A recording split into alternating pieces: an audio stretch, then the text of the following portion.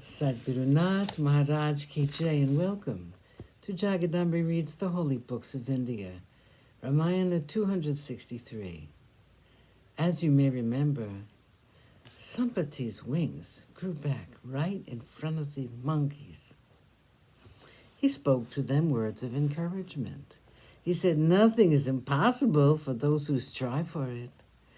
Everything seems to indicate that you will be successful in your mission. I wish you well."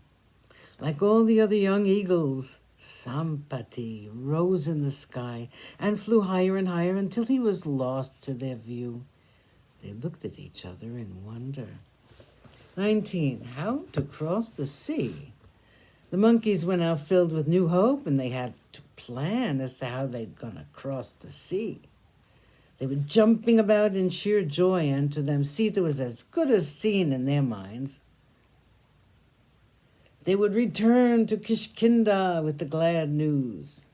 They descended from the spot where they were talking to Sampati, and they arrived on the shores of the sea.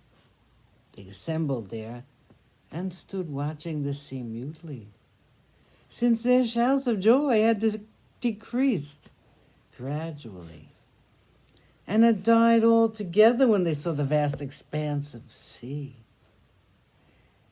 They looked again and again. They looked at the sea, which seemed to have no shore on the southern side, and a feeling akin to despair entered their hearts when they contemplated as to how it should be crossed.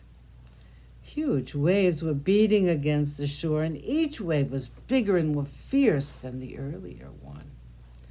The sight of the majestic sea with its sonorous sound made them feel frightened, and the sea seemed as difficult to cross as the sky. Angada saw the panic which threatened to set in, and he spoke words of encouragement to them. He said, "We should not give in to desperation and fear. Fear is the foremost of all evils. Like a snake is able to kill a child. Fear which is lodged in the mind will make children of us and will destroy us. This is the time when one should display one's valor, and it is not right to feel diffident now. We will achieve nothing by hesitation. Let us spend the night in peace, and when the day dawns, we will think up a way to surmount this poser." Long after the army had slept, Angada conferred with the chief members of his team and discussed their future plans of action. Early in the morning, he collected the army round him and spoke to them all. He said, "I wish to know which among you is capable of leaping across the sea and win the approbation of the king and Rama. Who is there among you who can leap 100 yojanas? If it is done, we can then be saved from the danger threatening our lives. We would have obeyed our king, and we would have pleased Rama and his brother, and thus relieved our king of the debt he owes to Rama.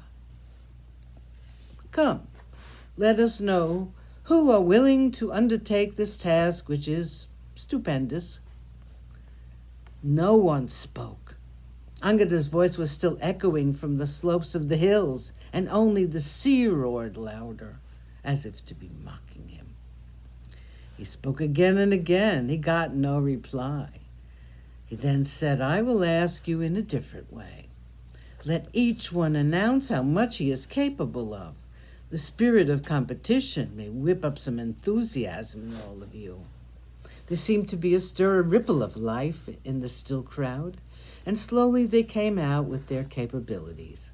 Gaja said he could leap a distance of 10 yojanas, and Gavaksha said he could do 20.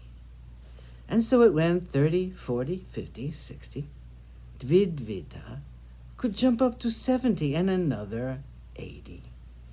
Jambavan now broke his silence and said, "Once when I was much younger, I was more brave and more valiant than can be thought of by any stretch of the imagination now. But those days are past. I have almost reached the opposite shore in this journey through life." Sadhguru Nath Maharaj Ki Jai. Thank you for coming. I hope you come again.